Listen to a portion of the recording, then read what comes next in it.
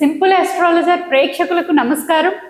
ఈ వారం గ్రహస్థితులను తెలుసుకుందాం. ఈ వారం ఆగస్టు 3వ తారీఖు నుంచి ఆగస్టు 9వ తారీఖు వరకు గ్రహస్థితులు ఎలా ఉన్నాయో తెలుసుకుందాం.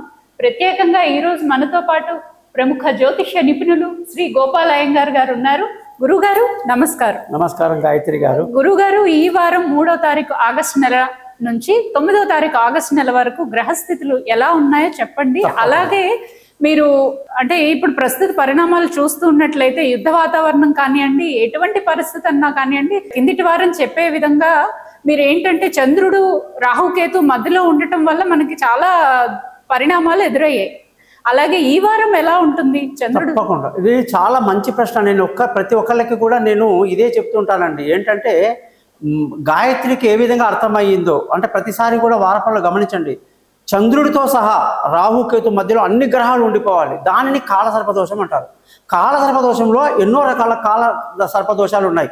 రాహు పైన ఉండి కేతు కానీ కింద ఉంటే దానిని రాహుగ్రస్త కాలసర్పదోషం అంటారు. కేతు పైన ఉండి రాహు కింద ఉంటే దానిని కేతుగ్రస్త కాలసర్పదోషం అంటారు. కేతుగ్రస్త కాలసర్పదోషానికి ఎటువంటి ఇబ్బందులు ఉండవు, తక్కువ. కానీ రాహుగ్రస్త చాలా డేంజర్ అన్నమాట. అది మొత్తం ప్రపంచంలో ఈరోజు ఉన్న పరిస్థితి. అలాగే ప్రతిసారి చంద్రుడు మనకు 2.5 రోజులకు ఒక రాశి మారేస్తుంటాడు కదమ్మా. ఎప్పుడైతే ఇప్పుడు ఈ వారంలో ఆయన ఏ నక్షత్రంలో వస్తున్నాడంటే విశాఖలో ఉంటున్నాడు. ఈ వారం మొదట్లో విశాఖ నుంచి ఆయన శ్రవణ నక్షత్రం వరకు ప్రయాణం చేస్తున్నాడు. కాబట్టి రాహుకేతు దాటి వచ్చేసాడు చంద్రుడు. కాబట్టి మళ్ళీ శాంతి. నిన్న న్యూస్ చూసారా? ఇజ్రాయిల్ యుద్ధాలకి విరామం అంట. రోజు 10 గంటలు విరామం ఇస్తున్నాడు. అంటే ఇలా మనం అనుకోని అవాంతరాలు జరగటం, లేనిపోని ప్రమాదాలు, అదే నేను చెప్పినటువంటి హెలికాప్టర్స్ కానివ్వండి, మొన్న కూడా అమెరికాలో ఒక ఏరోప్లేన్ ప్రమాదంలో అందరూ చనిపోయారు. అది అంత భయంకరంగా ఈ జరగడానికి కారణం ఏమిటంటే రాహుకేతు యొక్క మధ్యలో అన్ని గ్రహాలు ఉంటే అలా అవుతుంది అనమాట. ఇది చాలా అరిష్టం అనమాట. అయితే ఈ చంద్రుడు ఎప్పుడైతే ఈ 2 రాహు గ్రహాలని కేతుని దాటి వచ్చేస్తాడో ఈ 15 రోజులు చాలా బాగుంటుంది. మళ్ళీ 15 రోజుల తర్వాత మళ్ళీ ఏదో రకమైన అల్లకల్లోలం అనేది ఉంటుంది. ఈ వారం మనకి ఏంటంటే చంద్రుడు విశాఖ, అనురాధ, జ్యేష్ఠ, మూల ఈ నక్షత్రాల్లో ప్రయాణం చేస్తున్నాడు. కాబట్టి ఎటువంటి ఇబ్బందులు ఎక్కువ ఉండదు, శాంతి ఎక్కువగా ఉంటుంది.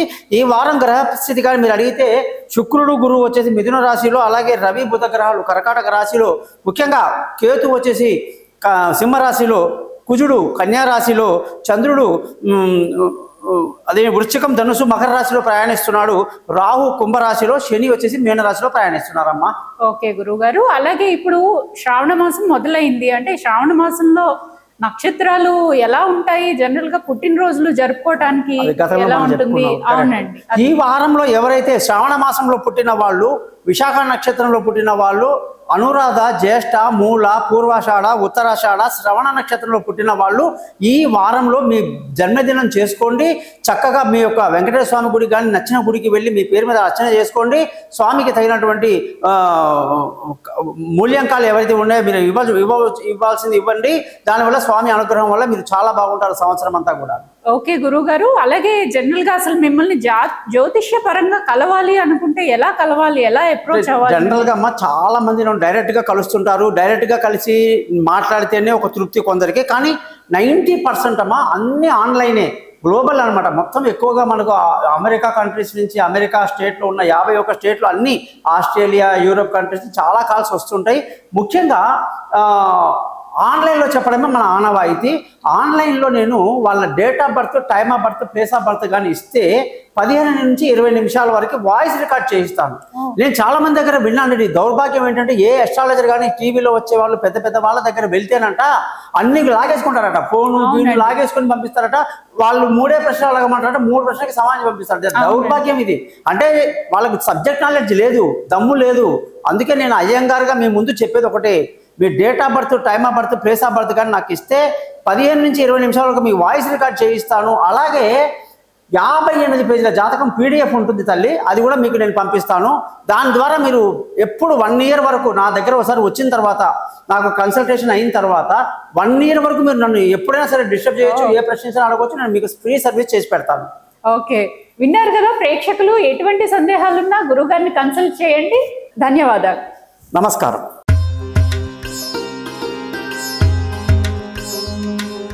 ఈ వారం మీనరాశి వాళ్ళకు 2వ తారీఖు ఆగస్టు నుంచి 9వ తారీఖు ఆగస్టు వరకు గ్రహస్థితులు ఎలా ఉన్నాయో వారఫలం తెలుసుకుందాం. ఈ రోజు మనతో పాటు శ్రీ ప్రముఖ జ్యోతిష నిపుణులు శ్రీ గోపాల్ అయ్యంగార్ ఉన్నారని. గురుగారు నమస్కారం. నమస్కారం గాయత్రి. ఈ వారం మీనరాశి వాళ్ళ గ్రహస్థితులు ఎలా ఉంటాయో చెప్పండి. అలాగే మీనరాశి వాళ్ళ అంటేనే మనకి చాలా ఉద్యోగ పరంగా కానివ్వండి, చూసుకుంటే టీచింగ్ పరంగానే ఎక్కువ ఉంటారు. చాలా మందిని చూసుకున్నట్లయితే చాలా టీచింగ్ ప్రొఫెషన్స్ లో ఉండటం వల్ల దానికి కారణం ఏంటండి? మీనరాశి వాళ్ళందరూ గాయత్రిని కన్సల్ట్ చేయండి, ఆమె నెంబర్ నేను ఇస్తాను. ఆవిడ చూడండి, మీనరాశి వాళ్ళంతా టీచింగ్ ప్రొఫెషనల్ ఉన్నారని కొత్తగా కనుక్కుంది అమ్మాయి. ఈ పుస్తకాల పురుగు, అలాగే వీడియోలు యూట్యూబ్లు బాగా చూస్తుంటుంది కాబట్టి ఎక్కువ నాలెడ్జ్ సంపాదిస్తుంది. బాగుందమ్మా, చాలా సంతోషం.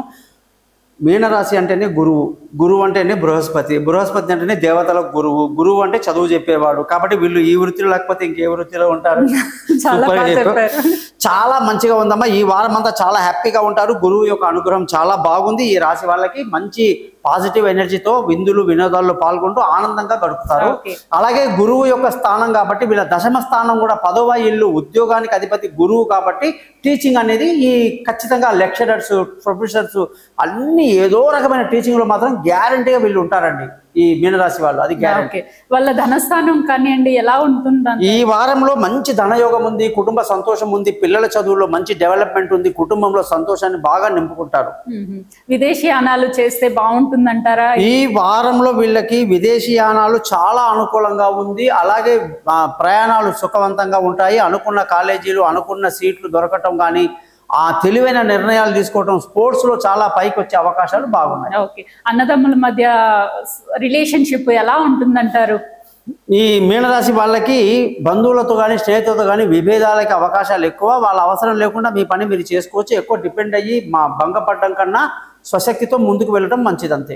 ఓకే, భార్యాభర్తల కానివ్వండి, ప్రేమికులు కానివ్వండి ఎలా ఉంటారు? సూపర్ గాయత్రి. ఈ ఇద్దరి మధ్య కూడా భార్యాభర్తల మధ్య చక్కటి సయోధ్య కలిగి చాలా బాగుంటారు. పెళ్లి కాని వాళ్ళకు పెళ్లి కుదురుతుంది, దూరంగా ఉన్న వాళ్ళు కలుసుకుంటారు. పార్ట్నర్షిప్ లో వ్యాపారాలు కలిసి వస్తాయి. ప్రేమికులకు చాలా అనుకూలంగా ఉంది.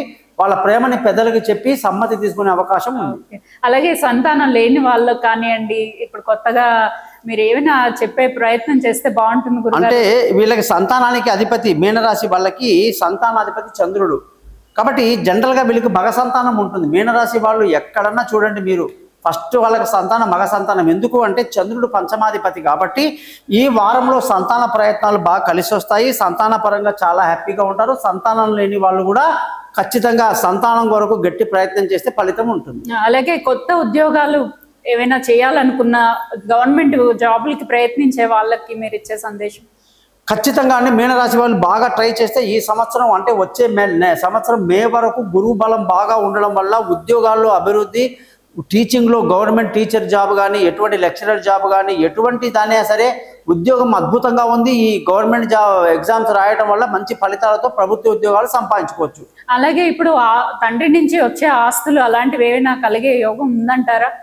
ఈ రాశి వాళ్ళందరికీ కూడా చక్కటి ధన ఆదాయం ఉంది. తండ్రి యొక్క ఆశీస్సులు, తల్లి ఆశీస్సులు, గురువు ఆశీస్సులు, అత్తగారు మామగారి సపోర్ట్స్ ఉండి ధర్మ మార్గాన్ని పాటిస్తూ గుళ్ళు గోపురాలు సందర్శిస్తూ ధర్మ మార్గంలో వెళ్తూ అదృష్టవంతులు అవుతారమ్మా. చాలా బాగుంది. అలాగే ఇప్పుడు వాహనాలు ప్రయాణాలు కానివ్వండి, వాహనాలు కొనుగోలు చేసే విషయంలో కూడా ఏమైనా జాగ్రత్తలు తీసుకోవాలా? ఖచ్చితంగా అమ్మా. ఈ వారంలో వీళ్ళకి వాహన యోగం చాలా బాగుంది. కుటుంబ సంతోషం చాలా బాగుంది.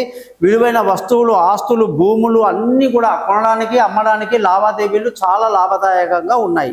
అలాగే వ్యాపార పరంగా ఎలా ఉందంటారు? వ్యాపారానికి అధిపతి వీళ్ళకి శని కాబట్టి ఈ యొక్క ఏలినాటి శని ప్రభావం ఉన్నప్పటికీ రియల్ ఎస్టేట్ రంగంలో ఉన్న వాళ్ళు బాగా కష్టపడతారు. బాగా అంటే బాగా అనమాట, చెమటోడుస్తారన్నమాట. అంత కష్టం మీద వీళ్ళకి మంచి ఫలితాలు ఉన్నాయి.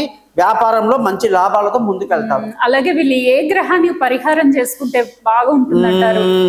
వీళ్ళకి గురువు బలం చాలా బాగుంది, కుజ బలం బాగుంది. శుక్రుడి గురించి కొంచెం పరిహారం చేసుకోవటం, శుక్రగ్రహ మంత్రం చదువుకోవటం. అలాగే బుధుడు చాలా బాగున్నాడు. సూర్యుడు కొంచెం ఇబ్బందికరంగా ఉంది, ఆరోగ్యపరమైన సమస్యలు రావడానికి శుక్రుడు సరిగ్గా లేడు కాబట్టి ఆదిత్య హృదయం రోజు చదువుకోవటం వల్ల శత్రువుల యొక్క పీడ ఉండదు, అప్పుల పీడ ఉండదు, ఆరోగ్యం బాగుంటుంది. ఇకపోతే వీళ్ళకి అన్ని గ్రహాలు కూడా అనుకూలంగా ఉన్నాయి, ఎక్కడ ఇబ్బంది లేదు. ఏలినాటి శని ప్రభావం ఉందని బెంగపడే వాళ్ళందరూ కూడా బాగా ధైర్యంగా ముందుకెళ్ళండి. ఎటువంటి సమస్యలు లేవు. ముఖ్యంగా ఉత్తర భాద్ర నక్షత్రంలో పుట్టిన వాళ్ళు శని మహాదశలో పుడతారనమాట. ఈ మీనరాశిలో వాళ్ళకి ఎటువంటి కీడు కూడా ఎప్పుడు ఏనాడు శనిలో కూడా జరగదు. ఎందుకంటే వాళ్ళు శని యొక్క బిడ్డలు కాబట్టి, శని తన బిడ్డని అక్కున చేర్చుకుంటాడు కాబట్టి మహా అదృష్టం ఉంటేనే ఉత్తర భాద్ర నక్షత్రంలో పుడతారు, శని నక్షత్రంలో. కాబట్టి శని టెన్షన్స్ ఏం పెట్టుకోవద్దు. ఓకే గురుగారు, చాలా చక్కగా చెప్పారు. విన్నారు కదా, ఎటువంటి సందేహాలున్నా జ్యోతిషపరంగా గురువు గారిని కన్సల్ట్ చేయండి. నమస్కారం.